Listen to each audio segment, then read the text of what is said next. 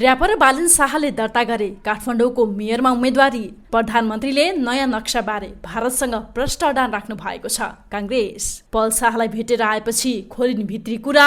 गायिकाले पल विरुद्ध बयान फेर्नु पछाडि रहेछ यति ठुलो रहस्य। एमाले मलाई टिकट दिनु युवालाई उपहार हो। सुनिता डङ्गोल दोर्दी र ङाङदी खोलामा भरिरहेका आयोजनामा प्राधिकरणको अनुगमन। तेल प्रशोधन केन्द्रमा विस्फोट हुँदा 100 भन्दा बढीको मृत्यु। जनमत पार्टी गठबन्धन नगर्ने 110 जनालाई बाँडिसक्यो टिकट। विमानस्थलबाट 14 करोड रुपियाँ बराबरको खैरो हेरोइन बरामद। आत्मनिर्भर अर्थतन्त्र निर्माणमा ध्यान केन्द्रित गरौँ राष्ट्रपति। दर्शकबिन नमस्कार, बिहानीको इन्फो खबरमा यहाँलाई स्वागत छ। म गङ्गा विश्वकर्मा। सदा जस्तै आज पनि देश विदेशका ताजा महत्त्वपूर्ण समाचारको साथमा हामी उपस्थित भइसकेका छौँ। यो समाचारलाई अन्तिमसम्म हेरी आफ्ना मनमा लागेका कुराहरू निधकसँग कमेन्ट बक्समा लेखेर छाड्नुहोला। साथसाथै दर्शकबिन तपाईँहरू कुन ठाउँबाट कुन देशबाट हाम्रो यो समाचारलाई हेर्दै हुनुहुन्छ कृपया त्यो पनि कमेन्ट गर्नुहोला। र हाम्रो च्यानल इन्फो खबरलाई सब्सक्राइब गर्नुभएको छैन भने सत्य तथ्य पुरा जानकारीका लागि सब्सक्राइब गरी बेल आइकनमा पनि क्लिक गरिदिनुहोला। अब लागौँ समाचारतर्फ। सुरुवातमा प्रसङ्ग बालेनको चर्चाको। र्यापर बालिन शाहले काठमाडौँ महानगरपालिकाको मेयरका लागि उम्मेदवारी दर्ता गराएका छन्। राष्ट्रिय सभागृहमा स्थापना गरिएको काठमाडौँ महानगरपालिका मुख्य निर्वाचन अधिकृतको कार्यालयमा गएर उनले उम्मेदवारी दर्ता गराएका हुन्। उनले उम्मेदवारी दर्ता गराउनु अघि घोषणापत्र सार्वजनिक गरेका थिए। शाहले नयाँ पुस्ताको चिन्ता गर्नेहरूले नयाँ पुस्तालाई नै भोट दिने विश्वास व्यक्त गरेका छन्। एउटा स्वतन्त्र तथा वैकल्पिक शक्तिले अर्को यस्तै शक्तिलाई सहयोग गर्नुपर्ने उनको भनाइ। उनले एउटा वैकल्पिक शक्तिले अर्को वैकल्पिक शक्तिलाई स्वीकार गर्नुपर्ने समेत बताएका छन्। वैकल्पिक शक्ति एउटा मात्र हुनुपर्छ भन्ने छैन। कतिपय वैकल्पिक शक्तिसँग हाम्रो सहकार्य भयो र कतिपयले मान्नु भएन। यो लोकतान्त्रिक अभ्यास हो उनले भने। शाहले काठमाडौँको मेयरमा आफूले 90,835 मतले जित्ने दाबी दोहोर्याएका छन्। अघिल्लो 5 वर्षको जस्तो दुःख नभोग्न मतदाताले आफूलाई मत दिनुपर्ने उनको भनाइ छ। व्यवस्थापनको कमजोरीले गर्दा काठमाडौँका जनताले सुख पाउन नसकेको उनको बुझाइ छ। युवा मात्र भोट मागेका छैनौँ, दृष्टिकोण बनाएका छौँ, सोही अनुसार काम गर्छौँ भनेर भोट मागेका छौँ शाहले भने। स्थानीय निर्वाचन निर्दलीय हुनुपर्छ भन्ने हाम्रो सिद्धान्त हो। मतदान अघि सकभर काठमाडौँका सबै वडा र टोलमा पुग्ने आफ्नो कार्यक्रम रहेको उनले बताएका छन्। दर्शकबिन काठमाडौँको मेयरमा बालिन शाह भर्सेस सुनिता डङ्गोल कसको जित हेर्न मन छ यहाँहरूलाई कमेन्ट गर्नुहोला। दर्शकबिन अब पल काण्डबारे बोलिन् जानवी बस्नेत। यस सम्बन्धी प्रसङ्ग। अभिनेता पल शाह जोडिएको जबरजस्ती करणी मुद्दामा पीडित बालिकाले नवलपुर जिल्ला अदालतमा पनि बयान फेरेपछि एकाएक यो विषयले फेरि चर्चा पाएको छ। पल शाहको केसबारे बोल्दै जानवी बस्नेत भनिन्, पलको केसमा बल्ल सत्य कुराहरू बाहिर आइरहेका छन्। उनले भनिन्, अब चाहिँ हेर्न मन छ जुन हिरोइनहरू पलको विरोध गरेका थिए। अब उनीहरूको बाँकी भनाइ के हुन्छ अब चाहिँ हेर्न मन छ। जबकि अदालतले अब सायद पललाई छोड्ला। पीडित नाबालिका अधिकारले जब उनले त्यस्तो कुरा गरिन् जुन बलात्कार भएको 1.5 वर्षपछि सोची सम्झी उसको कुरो म्यानेजरदेखि साथीहरू सबैलाई समावेश गरी प्लानिङ गरेको अझै मार्नेसम्मको प्लानिङ गर्नु यो कुनै जोक होइन। उनले थपिन्, सायद नाबालिका भन्ने पीडित डराएर हो वा पलको क्रेज देखेर हो उनले बयान फेरेको हुन सक्ने बताइन्। यो क्षेत्रमा आफ्नै ग्रुपहरू रहेका छन्।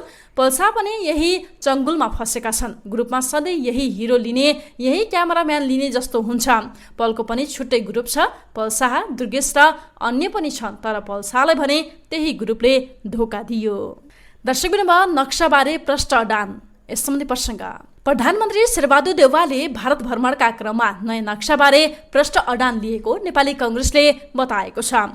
स्थानीय तह निर्वाचनका लागि सार्वजनिक घोषणापत्रमा नेपालको नयाँ नक्साबारे प्रधानमन्त्री देउवाले प्रष्ट दृष्टिकोण र अडान लिएको उल्लेख गरिएको छ। नेपाली कङ्ग्रेसका सभापति एवं प्रधानमन्त्री शेरबहादुर देउवाले नेपालले प्रकाशित गरेको नयाँ नक्सा सीमा विवादको बारेमा नेपालको स्पष्ट दृष्टिकोण र अडान भारत सरकारसँग राख्नु भएको छ। घोषणापत्रमा उल्लेख गरिएको छ।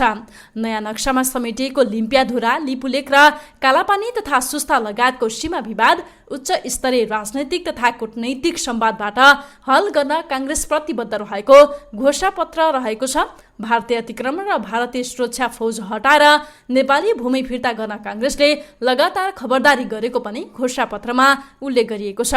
भारतसँग डराउने नेपाली नेताहरू चुनावी प्रचार गर्न यस्तो घोषणापत्र उल्लेख गर्नु कतिको उचित हो? तपाईहरूको विचार कमेन्ट गर्नुहोला। दर्शकबिन डाक्टर सीके राउतको प्रसङ्ग। आगामी वैशाख 30 गते हुने स्थानीय तहको निर्वाचनमा थपिएको नयाँ दल हो जनमत पार्टी। स्वतन्त्र मधेसको अभियान छाडेर मूलधारमा आएका डाक्टर सीके राउतले आफ्नो नेतृत्व बनाएको यो पार्टीले पहिलो पटक निर्वाचनमा भाग लिन लागेको हो। यसअघि 2074 सालको निर्वाचनमा कोठा बाहिर मतदान गर्ने अभियान चलाएको यो पार्टीले यो पटक आफै कोठाभित्र मत मागिरहेको छ। मधेस प्रदेशका सबै स्थानीय तहका साथै प्रदेश नम्बर 1 लुम्बिनी प्रदेशका केही स्थानीय तहमा उम्मेदवारी दिने तयारी भइरहेको जनमत पार्टीका नेताहरू बताउँदछन्। मधेस प्रदेशमा झण्डै 80% उम्मेदवार पनि तय भइसकेको पार्टी अध्यक्ष डाक्टर राउत बताउँदछन्। दर्शक 100 जनाको मृत्यु। यस सम्बन्धी प्रसङ्ग। नाइजेरियाको दक्षिण प्रान्तमा इमोमा रहेको एक तेल प्रशोधन केन्द्रमा भएको विस्फोटमा 100 जना भन्दा बढीको ज्यान गएको त्यहाँका अधिकारीहरूले बताएका छन्। नाइजेरियाका अधिकारीहरूका अनुसार सो तेल प्रशोधन केन्द्र विधिवत रूपमा दर्ता नै नभई अवैध रूपमा सञ्चालन भइआएको पाइएको बताइएको छ। इमो प्रान्तका प्रहरी प्रमुखले सो प्रशोधन केन्द्रमा शुक्रबार अबेर राति विस्फोटन भएको थियो। त्यसक्रममा काममा रहेका 100 जना भन्दा बढी कर्मचारीको ज्यान गएको छ। उक्त प्रशोधन केन्द्रमा काम गरिरहेका बखत अकस्मात आगलागी भएको र लगतै विस्फोट भएको थियो। त्यसमा परेर अरू केही व्यक्ति घाइते पनि भएका छन्। उक्त केन्द्र प्रहरीले नियन्त्रणमा लिएर अनुसन्धान जारी राखेको बताइएको छ। अवैध रूपमा सञ्चालन गरिएको सो तेल प्रशोधन केन्द्रमा आवश्यक सुरक्षा मापदण्ड पनि नअपनाइएकाले यो दुर्घटना भएको हुन सक्ने अनुमान प्रहरीले गरेको छ। दर्शक कुलमान घिसिङको प्रसङ्ग। नेपाल विद्युत प्राधिकरणले प्रसारण लाइन अभावमा विद्युत खेर जान नदिन पहल सुरु गरेको बताएको छ। प्राधिकरणको उच्च व्यवस्थापनले लमजुङका दोर्दी र गाङदी खोलामा निर्माणाधीन जलविद्युत आयोजना सहित विद्युत प्रवाहका लागि निर्माण गर्दै गरेको प्रसारण लाइनको स्थलगत निरीक्षण गर्दै प्रसारण लाइनको अभावमा विद्युत खेर जान सक्ने अवस्था आउने बताएको हो। प्राधिकरणका कार्यकारी निर्देशक कुलमान घिसिङले विद्युत खेर जान नदिन हाल निर्माण सम्पन्न भएका आयोजनाहरूलाई यथाशक्य छिटो प्रसारण लाइनमा जोडिने भन्दै निर्माणाधीन आयोजनालाई पनि यथाशक्य छिटो सम्पन्न गर्न आग्रह गर्नुभयो। प्राधिकरणको टोलीले लमजुङमा निर्माणाधीन दोर्दी कोरिडोर 132 केबी प्रसारण लाइन, न्यादी हाइड्रो पावर, दोर्दी खोला, माथिल्लो दोर्दी ए, दोर्दी 1 लगायतका जलविद्युत आयोजनाको निरीक्षण गरेको हो। दर्शक महिला पक्राउ। यस सम्बन्धी प्रसङ्ग। त्रिभुवन अन्तर्राष्ट्रिय विमानस्थलमा 14 करोड रुपियाँ मूल्य बराबरको खैरो हेरोइन बरामद भएको छ। दक्षिण अफ्रिकाबाट जोनेसबर्ग कतार हुँदै काठमाडौँ आएकी जिम्बाब्वेन नागरिक कुपुतुला अभिसर्गको साथबाट 7 किलो खैरो हेरोइन बरामद भएको हो।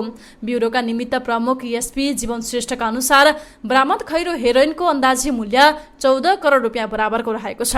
प्रहरीले उनको साथमा रहेको सुटकेस खान तलासी गर्दा फल्स बटम बनाएर लुकाएको अवस्थामा खैरो हेरोइन बरामद गरेको थियो। उनलाई पछ्याउँदै गएका ब्युरोका अधिकृतहरूले लागौषध लिन गएकी भारतीय नागरिक लाल नुपीलाई पनि पक्राउ गरेको श्रेष्ठले बताएका छन्। उनका अनुसार पक्राउ परेका दुवैजना विरुद्ध लागौषध नियन्त्रण ऐन 2033 अनुसार कारबाही प्रक्रिया अगाडि बढाइएको छ। दर्शक गैडा मरे। यस सम्बन्धी प्रसङ्ग। चितवन राष्ट्रिय निकुञ्जमा साउनेता 34 गैडा मरेका छन्। 2 छोरी शिकारीबाट मारिएको अनुमान छ भने अन्य प्राकृतिक कारणले मरेका हुन्। निकुञ्जमा गत आर्थिक वर्षमा प्राकृतिक कारणबाट 33 गैडा मरेका थिए। सबैभन्दा बढी एकै वर्षमा प्राकृतिक कारणबाट 43 सम्म गैडा मरेको तथ्याङ्क रहेको छ। निकुञ्जका सूचना अधिकारी गणेश प्रसाद तिवारीका अनुसार सबैभन्दा बढी जुधेर गैडा मरेका छन्। बुढो भएर बाघको आक्रमणबाट दलदलमा फसेर र खाल्डोमा परेर गैडा मरेको उनले जानकारी दिएका हुन्। गैडाको संख्या बढेसँगै प्राकृतिक कारणले मर्नेको संख्या पनि बढ्दै गएको उनको भनाइ छ। निकुञ्जले प्राकृतिक कारणबाट गैडाको मृत्यु घटाउन आवश्यक सावधानी अपनाउने काम भइरहेको बताइएको छ। वर्षाको समयमा प्राकृतिक कारणबाट धेरै गैडा मर्ने गर्दछन्। निकुञ्जको पश्चिमी क्षेत्रमा गैडाको संख्या बढी हुँदा प्राकृतिक मृत्यु त्यसै क्षेत्रमा बढी हुने गरेको छ। दर्शक टिकटक र पब्जीको प्रसङ्ग। अफगानिस्तानमा सरकार चलाइरहेको तालिबानले भिडियो सेयरिङ एप टिकटक र अनलाइन मल्टिप्लेयर गेम पब्जीमाथि प्रतिबन्ध लगाएको छ। यस्ता एपले युवाहरूलाई भ्रमित पारेको भन्दै तालिबानले प्रतिबन्धको घोषणा गरेको हो। तालिबानले अनैतिक सामग्री प्रसार गरे टेलिभिजन च्यानलमा पनि प्रतिबन्ध लगाउन सक्ने चेतावनी दिएको छ। यसअघि तालिबानले सङ्गीत, सिनेमा र टेलिभिजन सोहरूमा प्रतिबन्धको निर्णय गरेको थियो। गत वर्ष अफगानिस्तानलाई आफ्नो कब्जामा लिएसँगै तालिबानले आगामी दिनमा सहज नियम ल्याउने प्रतिबद्धता व्यक्त गरेको थियो। यद्यपि तालिबान पुनः पुरानै शासन प्रणालीमा तर्फ अग्रसर बनेको र विशेष गरी महिला अधिकार प्रति थप अनुदार देखिएको अन्तर्राष्ट्रिय सञ्चार माध्यमहरूले उल्लेख गरेका छन्। तालिबानका प्रवक्ता इनामुल्लाह समनगानीले पछिल्लो प्रतिबन्ध युवाहरूलाई भ्रमित हुनबाट बचाउन आवश्यक रहेको बताएका छन्। यद्यपि यो प्रतिबन्ध कहिलेदेखि कानूनमा आउने हो र कहिलेसम्म जारी रहने हो भन्ने विषयमा भने खुलाइएको छैन। दर्शक नम्बर, राष्ट्रपतिको प्रसङ्ग। राष्ट्रपति विद्यादेवी भण्डारीले आत्मनिर्भर अर्थतन्त्र निर्माणमा समस्त नेपालीले आफ्नो ध्यान केन्द्रित गर्नुपर्नेमा जोड दिनु भएको छ। राष्ट्रपति कार्यालयमा हिजो अपराह्न आयोजित एक कार्यक्रममा पूर्व प्रशासक सूर्यनाथ उपाध्यायलाई ताम्रपत्रसहित 2 लाख राशिको हेमबहादुर मल्ल सम्मान प्रदान गरेपछि राष्ट्रपति भण्डारीले उक्त कुरामा जोड दिनु भएको हो। महत्त्वपूर्ण राजनैतिक परिवर्तनपछि समुन्नत राष्ट्र बनाउने सङ्कल्प गरिरहँदा आत्मनिर्भर अर्थतन्त्र निर्माण गर्ने विषयमा हामी सबैको ध्यान केन्द्रित हुनुपर्छ भन्दै उहाँले सामाजिक आर्थिक समृद्धि हासिल गर्ने मानव अभियानमा अग्रसर हुन कृषिको आधुनिकीकरण एवं त्यसको व्यवसायीकरण अपरिहार्य रहेको बताउनुभयो।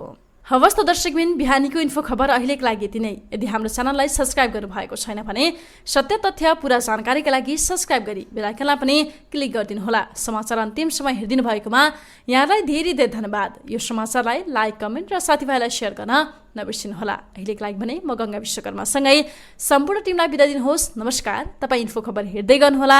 हामी निरन्तर अपडेटमा छौँ।